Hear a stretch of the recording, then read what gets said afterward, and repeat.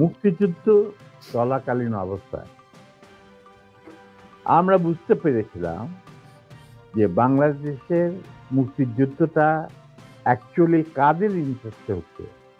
দেখে আমাদের ইন্টারেস্টে হচ্ছে যে আমরা আমাদের দেশ যুদ্ধ করে স্বাধীন করব, নাকি এটার পেছনে অন্য কোনো উদ্দেশ্যে কাজ করছে? যখন ৭ দফাতে চুক্তি করে নজরুল ইসলাম আর তাজউদ্দিনকে পারমিশন দেওয়া হলো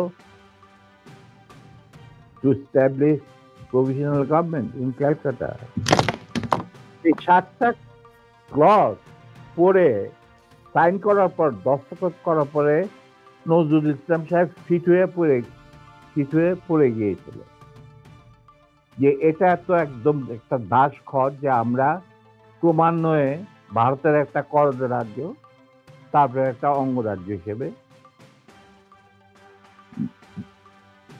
অঙ্গরাজ্যে পরিণত হবে বাংলাদেশ, হবু বাংলাদেশ। মুজিব এবং তার সরকারকে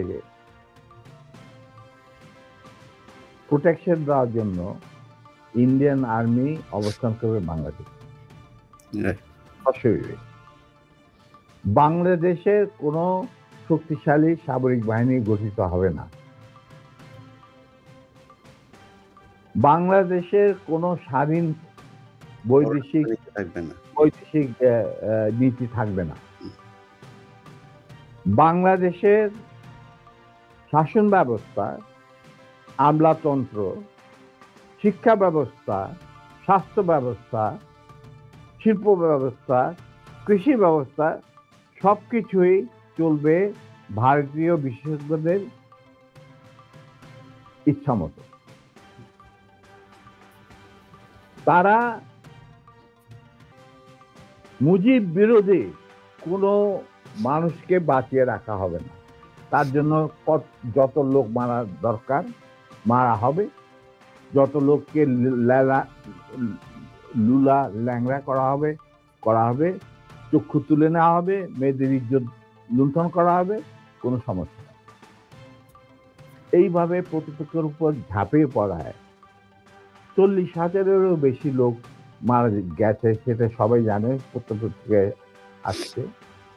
তারপর তোমার আমরা একটা করদ রাজ্যে পরিণত হয়ে গেলাম, কিন্তু সমস্যা দেখা দিল যে বাংলাদেশের মাটিতে যদি যে ইন্ডিয়ান সোলজাররা অবস্থান নেয়, তাহলে বিদেশ থেকে কোনো দেশেই বাংলাদেশকে স্বীকৃতি দিতে রাজি না। কারণ পাকিস্তান ইতিমধ্যে সিকিউরিটি কাউন্সিল থেকে একটা আইন পাস করে নিল যে বাংলাদেশে কে নিয়ন্ত্রণ করছে ভারত, তাদের সেনাবাহিনীর মাধ্যমে, মুজিব সরকারের মাধ্যমে।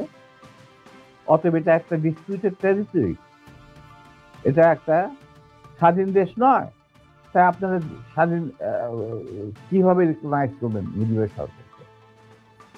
মেজর জলিলকে কেন গ্রেফতার করতে হলো?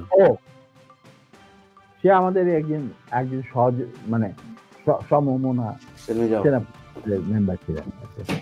ওনাকে বন্দি করছিলেন, মূল কারণ ছিল ওই ভারত যে 16,000 কোটি টাকার জিনিসপত্র চুরি করে লুট করে নিয়ে গেছিল বাংলাদেশ থেকে, যেটা পারমিশন দিয়েছিল মুজিব সরকার, মানে তাজউদ্দিন সরকারের মুজিব সরকার। তার বিরুদ্ধে he was the man who spoke out, যে আমি একটা জিনিস বনগা দিয়ে কোনো ট্রেন যাইতে দেব না। সেই জন্য তাকে অ্যারেস্ট করছিল। পরে বসে মুক্তিযোদ্ধাদের আমাদের চাপে ছাড়িয়ে দিতে পারছিল।